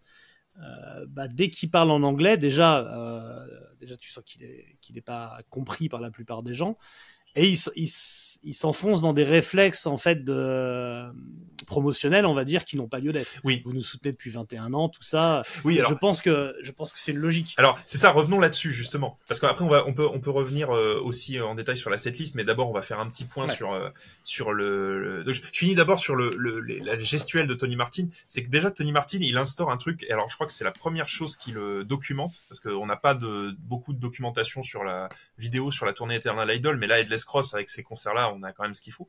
Et Tony Martin il initie un geste, moi, que je n'ai jamais compris. Il le refait sur Cross Purposes Live. C'est qu'il a son micro et il tape dans ses mains. En fait, t'as l'impression qu'il tape pas vraiment dans ses mains, tu vois, il fait comme ça. Comme ça. En fait, c'est pour inciter le public à bouger, et je trouve ce geste extrêmement grotesque. Je ne comprends pas pourquoi il fait ça. Parce qu'il a son micro, et en fait, il tape pas vraiment dans ses mains, parce qu'il sait que s'il fait ça, ça va faire poc, poc, poc, tu vois. Et donc, il a cette espèce de geste, tu vois, où enfin, en fait, en le revoyant, moi, pendant longtemps, tu vois, le live à Moscou, c'était un live, je disais, c'est le grand live de Tony Martin. Effectivement, je pense que c'est peut-être sa performance live enregistrée la meilleure. Tu vois, quand tu compares le live à Moscou avec Cross Purposes Live est un cran en dessous. Moi, je trouve Cross Purposes Live super intéressant pour la setlist qui est super variée, mais le live à Moscou, en termes de chant, déjà Tony Martin à ce moment-là est pas malade, alors que sur Cross Purposes Live, il est malade comme un chien. Et donc là, il est à fond. Et je suis désolé, quand tu sais que Tony Iommi s'enfilait plein de coke, etc., peut-être Cozy Powell aussi, tu vois. Et Tony Martin, il me semble que... Iommi, c'est documenté. Quand tu vois sa tête sur les images, c'est documenté, il plane. Voilà. Mais alors, Tony Martin, je pense qu'il prenait pas de drogue, ou j'ai pas en tout cas pas eu de témoignage comme quoi il en prenait. Oui, ça semblerait pas. Mais quand tu le vois, tu te demandes à quoi il carbure. Il est dans Je pense qu'il est vraiment content d'être là. Il est dans une forme olympique. Non mais, ça te sent que là, les deux concerts ont été enregistrés, et que moi j'ai comparé les deux versions. Il est au taquet, autant l'après-midi que le soir. Je te dis, t'as l'impression qu'il fait de la gonflette tous les jours pour tenir comme ça, quoi. C'est vraiment, moi et donc il y a des moments, c'est très très drôle. On vous en met des images là, mais il y a des gros plans qui sont faits par le caméraman sur la tête de Tony Martin pendant que les autres jouent, que lui il chante pas, et il est comme ça. Tu vois, comme ça, il est vraiment au taquet en permanence. Alors, du coup, on va parler un peu de la setlist, parce que la setlist, elle est quand même assez intéressante. Je sais pas Avant la setlist, on peut très rapidement dire qu'on est sur le décor de la tournée. Donc les gisants, Dio et Ozzy sont sur scène, et qu'il y a une sorte de backdrop sur lequel on retrouve un petit peu le visuel d'Headless Cross derrière. Backdrop qui change pendant le concert. Et la drop, oui, exactement. Il y a un deuxième backdrop qui semble arriver à un moment. Cette setlist, finalement, bon, alors, j'ai vérifié, c'est la même setlist que pour le reste de la tournée Headless Cross. C'est-à-dire que là, par exemple, je vous montre, j'ai un bootleg de la tournée Headless Cross, c'est le Headless in Osaka. Il y a le concert de Osaka 89, donc le concert qui ont été faits quelques jours avant les concerts en Union soviétique. Vous savez, c'est cette série là depuis quelques années, on voit ça partout, c'est-à-dire qu'ils ont des broadcasts, tu sais, des official broadcast recordings, et comme t'as plein de compagnies de bootleg qui achètent ça pour pas cher, et donc on a des lives de Black Sabbath, voilà, qui sont édités par Pell, mais qui sont pas des trucs officiels. Et donc c'est quasiment la même setlist, c'est-à-dire que on a majoritairement des titres, non pas de Headless Cross, mais majoritairement de Heaven and Hell. Et ça, moi, ça m'a choqué parce que je pensais pas que c'était à ce point. Je savais qu'il jouait Die Young, qu'il jouait Neon Knights, qu'il jouait la chanson Heaven and Hell et tout, mais c'est quasiment la moitié de la setlist. Et donc ça, c'est une... En fait, t'as vraiment t'as deux chansons d'Headless Cross qui sont Headless Cross et When Death Call, et plus intro. Derrière, c'est énormément de Dio, et à l'écoute du concert, tu comprends pourquoi, parce que pour moi, Tony Martin, là où il est à la peine, c'est sur les morceaux d'Ozzy. Il s'en sort beaucoup plus sur les morceaux de Dio. Bah, si, après, toi, t'as le filtre de l'amour qui fait que sur War Pigs et sur Paranoid, il est gênant. Hein. Moi, je trouve pas. Tout le monde l'aime. Moi, je trouve que même Dio est rarement... Évidemment, ça n'a rien à voir. Dio est largement dessus de Tony Martin, mais l'interprétation, il en fait autre chose, et c'est intéressant, il en fait quelque chose de plus théâtral. Mais voilà, là-dessus, Tony Martin et les gens dans les commentaires me soutiendront, j'en suis sûr. Voilà, c'est pas son range vocal, et il s'en sort beaucoup plus sur le côté théâtral des chansons de Dio, donc c'est assez logique quand tu répètes avec lui très vite de le mettre sur des chansons sur lesquelles il est à l'aise. Bah, ça me semble logique, oui. Après, tu vois, je te dis, je trouve que la setlist est bizarre quand même dans la mesure où il joue massivement que des titres de Heaven and Hell. Il y a pas Mob Rules, alors que Mob Rules, elle a été jouée, et je crois même qu'elle a été jouée durant la tournée Seven Star, la tournée Eternal Idol. Donc là, il y a pas Mob Rules, je trouve ça assez bizarre. Il y a même pas un titre, tu vois, d'Eternal Idol, alors que pourtant ils ont continué d'en jouer quand même pendant les années qui ont suivi. Il me semble d'ailleurs qu'ils en rejouent durant la tournée Tyr. Enfin bref, tu vois. Et là, ils mettent tout sur Heaven and Hell pour une raison qui est étrange. Il n'y a pas un titre il y a pas un titre de Headless Cross en plus, tu vois, ils jouent vraiment que Headless Cross et When Death Call. Alors, ce qu'on peut dire sur When Death Call, c'est que elle est très intéressante parce qu'on voit bien que Neil Murray joue les parties de Lawrence Cottle comme lui, et il le joue pied sur l'ampli de façon assez magistrale et tout, donc ça c'est vraiment chouette.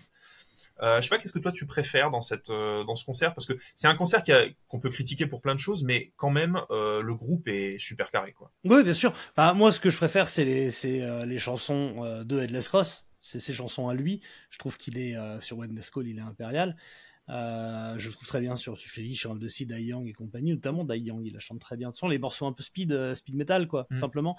Et moi, mon bonbon du concert, et tu le sais, c'est le fait qu'il joue Apache, la chanson des Shadows, donc qui est la chanson qui a mis Iommi à la guitare. C'était en l'entendant, on l'avait dit lors du premier épisode, mais en l'entendant à la radio, il a acheté une guitare, et non seulement il joue Apache, et on va vous expliquer un petit peu plus en détail pourquoi, et il la joue sur une Stratocaster, évidemment, pour avoir le son de Mike Marvin.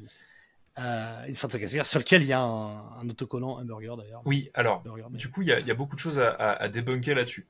Nous, pendant longtemps, comme tu disais, Mathieu, c'était même une énigme, c'est-à-dire qu'on en parlait régulièrement entre nous, c'est pourquoi Tony Iommi joue, enfin Tony Iommi et Black Sabbath, du coup, enfin, les musiciens de Tony Iommi, parce que bon, voilà, pourquoi ils ressortent Apache alors que Tony Iommi... Pourquoi ils sortent, c'est-à-dire que c'est la seule et unique fois en carrière, à notre connaissance en tout cas, qu'il joue Apache, il la joue plusieurs fois lors de ses concerts. Ouais, alors, donc, déjà il faut revenir sur comment Tony Martin présente la chose, parce que donc on parle d'un titre instrumental.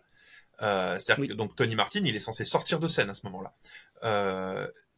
Mais c'est ce qu'il fait. Voilà. Et donc en fait, c'est là où il y a des choses à comprendre. C'est que là on voit un espèce de moment de flottement. Et on voit Tony Martin qui a l'air un peu gêné, qui prend le micro et qui dit pour la première fois, on va vous jouer, donc ce qui veut dire potentiellement pour la première fois depuis le début de cette série de concerts, puisqu'ils ont quand même déjà joué plusieurs autres concerts avant, on va vous faire une nouvelle chanson. Alors il dit une nouvelle chanson. Hein. Oui, il dit une nouvelle chanson. Exactement. Et il dit, je vous laisse dans les mains, entre les mains de ces gentlemen qui vont faire ça brillamment. Voici la prochaine chanson. Et là, tu te rends compte que c'est Apache, donc ce n'est pas une nouvelle chanson, c'est une reprise.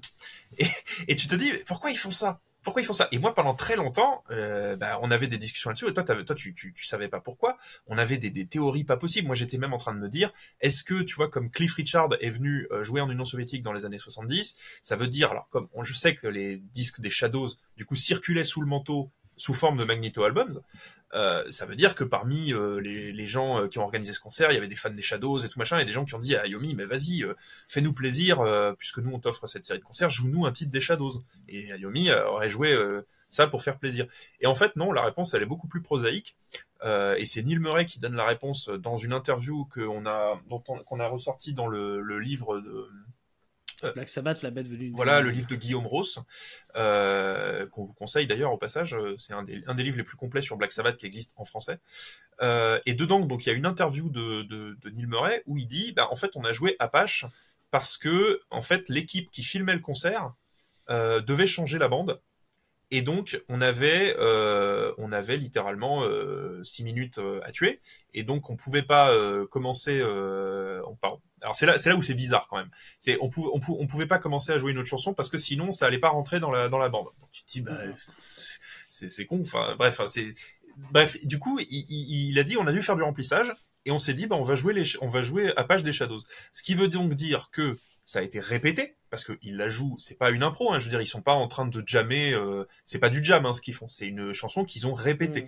Ce qui, moi, me fait me dire qu'ils la jouaient probablement souvent quand ils étaient en répète, vu que, voilà, ils répétaient pour la tournée. Ça fallait pas hyper dur à mettre en place, hein. C'est sans chant, c'est répétitif, enfin, il y a pas plus simple que Shadows. Pas que la chanson ça soit simple à jouer, mais à partir du moment où ton guitariste, elle arrive dans les doigts, bon.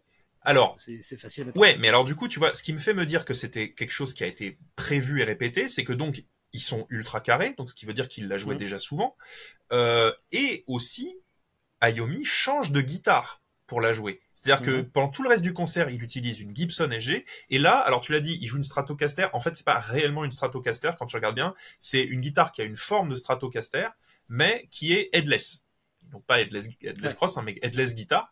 Ce qui veut donc dire que c'est une guitare qui a été préparée spécialement, et on l'entend d'ailleurs parce qu'elle a un accordage spécial pour pouvoir jouer l'accordage des Shadows. Elle a été préparée spécialement pour jouer cette chanson. Donc moi, ma question, c'est de savoir, est-ce que c'est quelque chose qu'ils avaient prévu de longue date, c'est-à-dire est-ce qu'on leur a dit des jours à l'avance, il y aura un moment de flottement, donc vous prévoyez quelque chose, et donc auquel cas ils auraient dit on jouera ça, et donc ils ont une guitare toute prête, Ayomi a une guitare toute prête pour ça, ou est-ce que c'est quelque chose qui s'est décidé peut-être à la dernière minute, et auquel cas Ayomi aurait pris peut-être sa guitare qu'il a dans sa chambre pour travailler, parce que tu vois, le fait qu'il y ait marqué hamburger dessus, ça ressemble à une blague, tu vois, enfin tu te dis, c'est à la fois... C'est une guitare qu'on n'a jamais revue, oui. Hein. C'est la seule et unique fois que Ayomi joue là-dessus, tu vois. Et donc moi ma théorie c'est plus que c'est une guitare qu'il a récupérée sur place, qu'un groupe du coin lui a prêté ou quoi, ou qu'il a fait récupérer. Enfin je pense que s'il demande une guitare, on lui en amène une. Mais c'est la théorie, j'en sais rien. Et donc ce qu'il y a de bizarre de ce que tu disais, c'est que si c'est le moment où il changeait les bandes, pourquoi l'enregistrement est sur bande?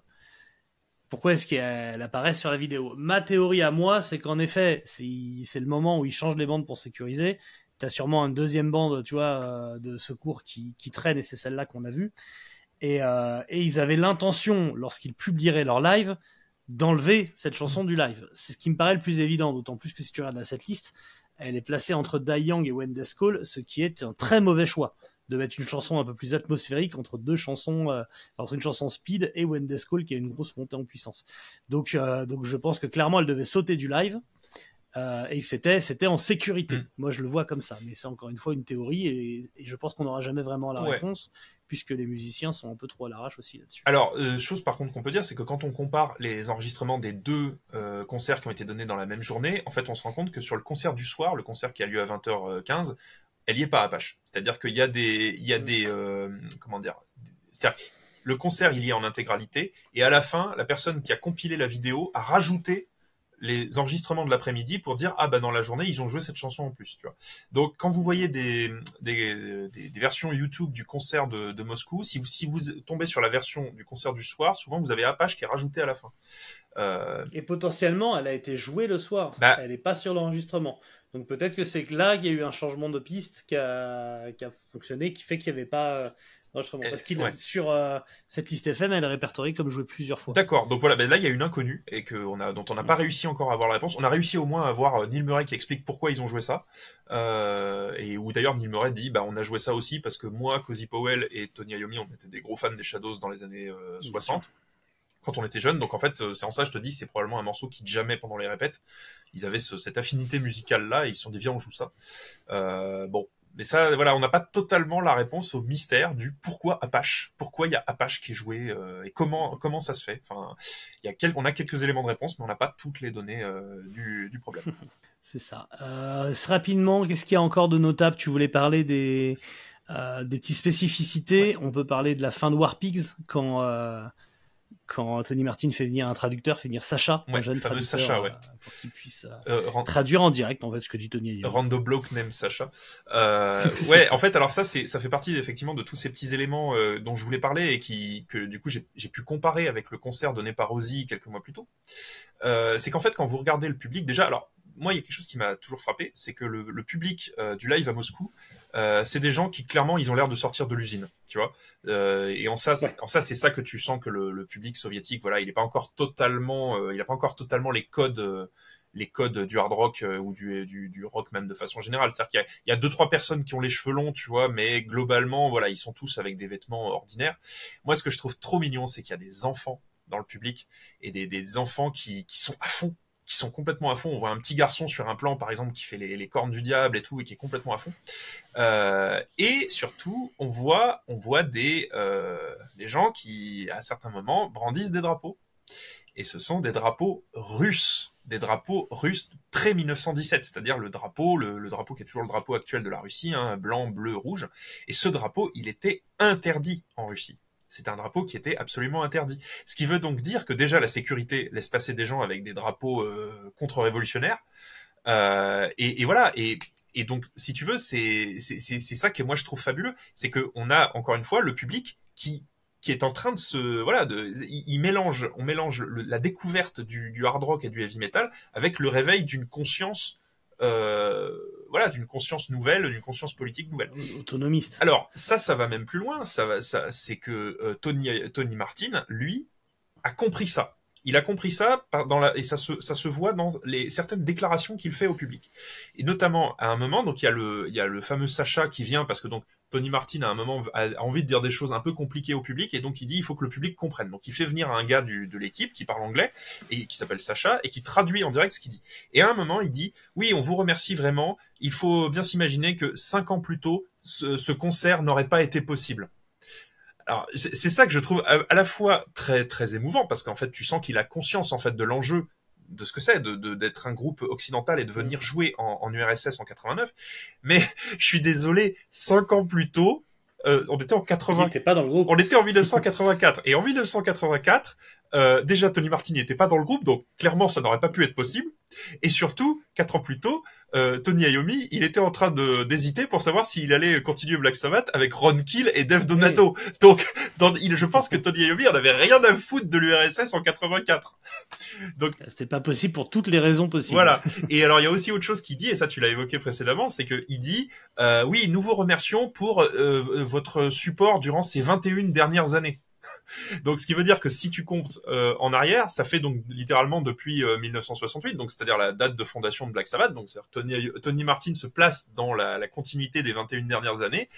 Donc, ce qui veut dire qu'il considère que le public l'écoute littéralement depuis 1968. Après, il sait pas le tape trading comment ça se passe. Donc, Non, mais voilà. Mais c'est en ça que c'est pour ça, moi, c'est ces déclarations que Tony Martin fait sur scène qui, moi, m'ont poussé un peu à creuser la question du rock soviétique, etc. Je pense qu'il y a peut-être des gens depuis 69-70 qui peut-être avaient, enfin, en tout cas depuis 70, qui avaient peut-être eu les 2 premiers albums de Black Sabbath entre les mains. Voilà. Donc, Et donc, pour un petit peu terminer ce tour d'horizon de ce qui se passe lors de ces concerts, au moment de la chanson Heaven and Hell, il y a donc cette image assez forte quand même où Tony Martin brandit un drapeau de l'Union soviétique pour remercier le public. Ouais. Donc on peut voir un membre de Sabbath avec le drapeau communiste dans les mains. Alors voilà, ça c'est l'apothéose. Si tu veux, moi quand ce concert je le connaissais déjà et cette image je l'avais en tête, mais en la revoyant à chaque fois, je suis désolé, elle me rend complètement ouf. Justement, je te dis quand t'es membre d'un groupe du bloc de l'Ouest, voilà, des pays de l'OTAN, et que t'as ton leader qui vient sur scène avec un drapeau, avec la faucille et le marteau pour remercier le public. Je te dis, tu vois le poids de l'histoire qui se dessine à ce moment-là. Mais et alors ça c'est quelque chose. Donc quand tu compares les deux versions, tu vois deux choses différentes. C'est-à-dire que durant l'après-midi, il vient juste sur scène avec le drapeau soviétique pour remercier le public. On voit ça même dans les concerts de Metallica. T'as souvent des fans qui sont au premier rang avec un drapeau, et ensuite t'as un membre de la sécurité qui va le donner aux membres du groupe qui ensuite le brandissent. Ça se fait beaucoup. Durant ce moment-là, Tony Martin balance le drapeau, ensuite derrière lui, il le donne à Cozy Powell qui se drape dedans. Enfin bref. Et là, durant le concert du soir, il fait autre chose, Tony Martin. Il sort de scène et il va dans l'espace vide qui est au milieu de la foule avec le drapeau soviétique. Et là, t'as la poursuite qui est sur lui. Et donc, tu as Tony Martin drapé du drapeau soviétique qui remercie, qui s'adresse à tout le public, tu vois. C'est peut-être la première et la seule fois qu'on verra ça dans toute la carrière. Ah bah oui. Et du coup. Oui, il n'y a pas de deuxième moment où ils sont un drapeau soviétique sur les Non, épaules. parce qu'effectivement, quelques mois plus tard, un an et demi plus tard, voilà, l'URSS est dissous. Et désormais, Black Sabbath reviendra jouer à Moscou, mais ce sera un autre régime, ce sera une autre histoire. Voilà. C'est ça. Alors, grande question. Où sont passées les bandes du concert? C'est ça que veulent savoir nos auditeurs. Parce que Nell Murray et Tony Iommi confirment que, dans leur souvenir, l'accès à la régie son leur a été formellement interdit au sortir du concert, que des policiers soviétiques et des agents de sécurité les ont empêchés d'avoir accès aux bandes enregistrées pendant la journée, et que le groupe ne les a jamais revues par la suite. Mais quelques mois plus tard, et donc, alors ça, on en parlera dans le prochain épisode, l'épisode 15, qu'on va faire sur Tyr. Il y a un seul single qui est extrait de Tyr. C'est Feels Good to Me. On aura l'occasion de revenir en détail sur cette chanson qui est quand même un peu spéciale. Et sur les phases B de Feels Good to Me, eh ben, il y a 2 extraits du concert à Moscou. Et voilà, et qui ont été publiés par IRS Records de façon tout à fait officielle. Donc, ils ont eu un petit bout des bandes. Voilà. À un moment ou à un autre. C'est donc le grand mystère, parce que eux disent on les a pas eu. Donc, ce qui est très probable, ce qui est la logique, en fait, de tout ça, c'est que, pour différentes raisons qu'on ne peut pas expliquer, est-ce que c'est cette affaire du drapeau? Est-ce que c'est, parce que le gouvernement russe a changé d'avis ou j'en sais rien? Enfin bon, on leur a probablement dit, vous pouvez pas récupérer les bandes maintenant. Peut-être que d'ailleurs, c'est le fait que sur les vidéos, on voit le drapeau pré-soviétique dont tu as parlé et des drapeaux qui sont pas vraiment autorisés. C'est sûrement ça, à mon avis, qui sur le moment a dit on va vérifier, on va vous donner que ce qu'on veut. Et il aura très probablement été donné qu'un certain nombre de chansons en version audio peut-être, et que du coup ils ont pu les exploiter en tant que phase B, mais pas sortir le fameux live qu'ils voulaient. Ou alors peut-être que les ventes d'albums n'étant pas satisfaisantes, ils se sont dit qu'un album live qui se vend moins qu'un album tout court, ça marcherait pas et que ça vaut pas le coup. Mais en tout cas à ce moment-là, les seules sorties officielles d'IRS, tu l'as parlé, ce sont ces 2 morceaux en phase B du coup de Feels Good to Me. Ouais. Et d'ailleurs c'est marrant parce que moi il y a une théorie qu'on avait souvent, et je sais plus sur quoi on se basait pour dire ça, mais donc c'est ce qu'on dit, c'est vraiment des hypothèses. On avait la théorie comme quoi c'était la mafia russe qui avait mis son nez là-dedans et que ça avait disparu parce que c'était la mafia qui avait préempté, sachant que alors là, ça rejoint en fait les explications de contexte que je donnais tout à l'heure. C'est que donc, comme je l'ai dit, en fait, la plupart des membres de la nomenclatura russe, qui donc avait la main sur certains éléments. Donc là, peut-être, je sais pas, la société le service vidéo qui s'occupait de ça, c'était peut-être quelqu'un de la nomenclatura qui le gérait et qui donc a dit, ça, c'est moi qui gère. Mais je l'ai dit, les gens de la nomenclatura, c'est ceux qui deviennent soit des chefs mafieux russes après la chute du régime, soit des oligarques, tu vois. Et le fait que ces bandes, elles existent et elles aient été montées, parce qu'on parle des bandes de 2 concerts, ça veut dire qu'il y a quand même quelqu'un qui a pris le temps de monter ça. Je veux dire, les concerts, ils sont même plutôt bien montés. C'est quelque chose qui a été monté proprement. Ce qui veut donc dire qu'il y a des gens qui les ont eus sur un banc de montage pour en faire quelque chose. Donc, je pense que c'est peut-être ça, c'est-à-dire que c'est peut-être pas la mafia au sens tel qu'on l'entend, mais c'est-à-dire que c'est des gens qui étaient haut placés, qui avaient la main sur ces bandes et qui ont voulu les exploiter pour voilà, pour en faire du business, pour vendre illégalement des bootlegs, tu vois, et que. Oui, c'est très probable. Voilà. On peut dire en tout cas que les musiciens de Black Sabbath sont repartis avec notamment donc beaucoup de caviar, on l'a dit, et des poupées russes. Donc tout ça est changé en général contre des vêtements de l'Ouest, hein, donc les t-shirts du groupe beaucoup et des jeans. Donc ça a été du troc pour récupérer ces petites poupées russes et du caviar. Ayomi et Cozy Powell principalement, pouvant dire qu'ils s'en sont écœurés à force d'en manger un peu matin, midi et soir pendant des mois en rentrant. Voilà. Et selon Mick Wall, dans son livre, Mick Wall qui d'ailleurs était aux côtés d'Ozzy au festival, au fameux festival l'année précédente, il pense lui qu'en tout il y a eu 230 000 personnes environ qui ont assisté au concert de Black Sabbath en Russie, c'est-à-dire l'équivalent d'une journée de concert du festival à Moscou, pour vous donner un peu une idée. Mais voilà, donc ces fameuses 23 dates, l'histoire de ces fameuses 23 dates, et donc la grande histoire mêlée à cette petite histoire de Sabbath. Ouais. On peut rapidement, pour terminer, parler de l'après 89. Gabriel, si tu veux dire quelques mots. Ouais. Ouais, bah oui, parce qu'après 89, donc bon, on va pas vous refaire l'histoire de la chute de l'URSS, mais juste que en fait Black Sabbath donne des concerts au moment où t'as le mur de Berlin qui est en train de s'effondrer et que donc t'as toutes les conséquences ensuite. Ça va très très vite. Hein. L'URSS est dissous en 91, ce qui fait qu'il faut s'imaginer que tout ce qui se passe entre fin 89 et début 91, c'est tout l'engrenage qui se met en place. La réunification de l'Allemagne, les pays du pacte de Varsovie qui abolissent le régime communiste, et ensuite les républiques soviétiques qui décident de mettre fin à l'Union. Donc les premières à faire ça, c'est Russie, Ukraine et Biélorussie. Et en fait, aujourd'hui, ce qui se passe entre la Russie et l'Ukraine, c'est la conséquence des problèmes qui ont été mis sous le tapis et qui n'ont pas été réglés à l'époque.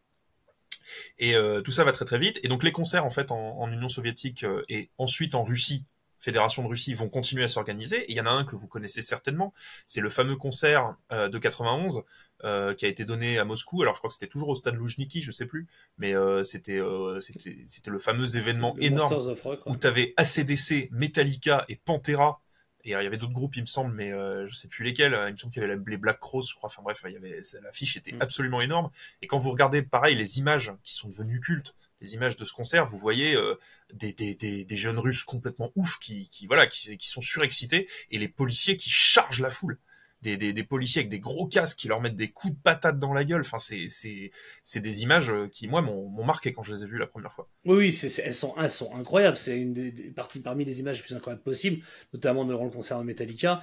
Parce que là, dans le genre déferlement de violence pure entre Pantera et Metallica, ce que prennent les soviétiques à ce moment-là, et du coup l'effet que ça a sur la jeunesse, ils en deviennent littéralement incontrôlables. Et puis 2 ans, c'est énorme politiquement, tu l'as raconté, dans ce qui permet plus de s'autoriser certaines choses. Donc oui, c'est un concert qui est sûrement le concert le plus important de l'histoire du métal. Ouais.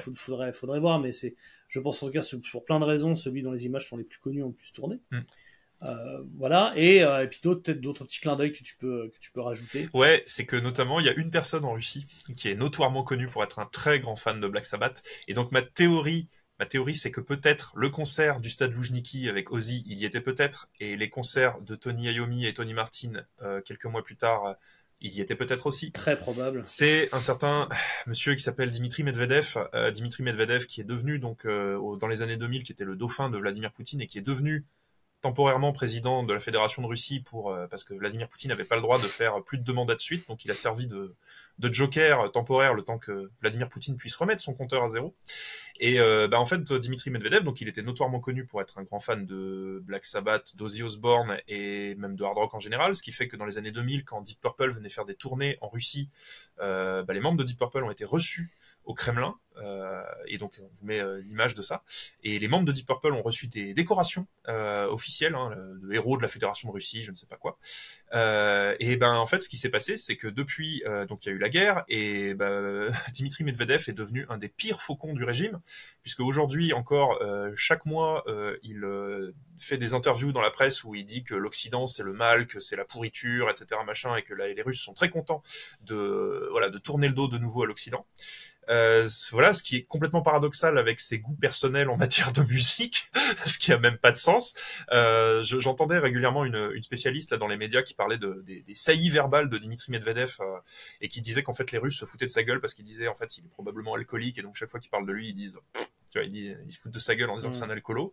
Mais ce qui s'est passé, c'est tout simplement que c'est Roger Glover et Don Airey étant passé par Black Sabbath, on le rappelle, qui en fait, depuis 2022, quand ils ont vu ce qui était en train de se passer, et notamment il y a une salle dans laquelle a joué Deep Purple en Ukraine qui a été bombardée par l'armée russe, qui a été complètement détruite.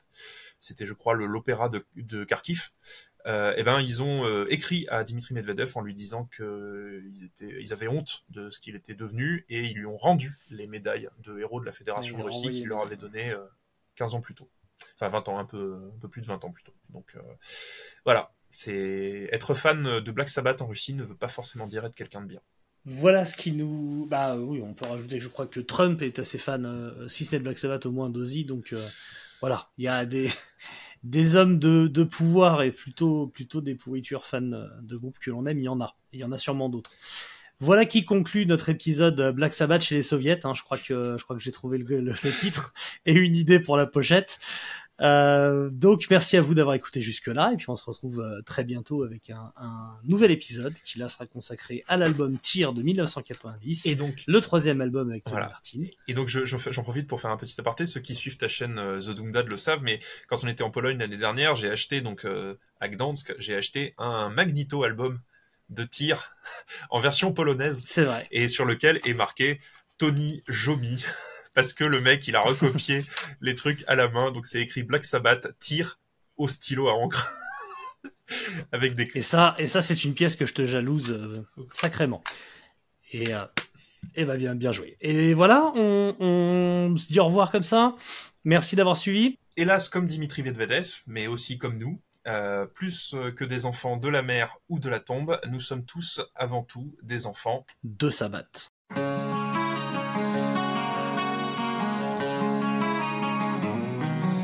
I really like Black Sabbath. That was really cool. They have Ozzy Osbourne. They have a great guitar person. Sorry, I don't know your name. There's some really good drum parts. Pretty awesome.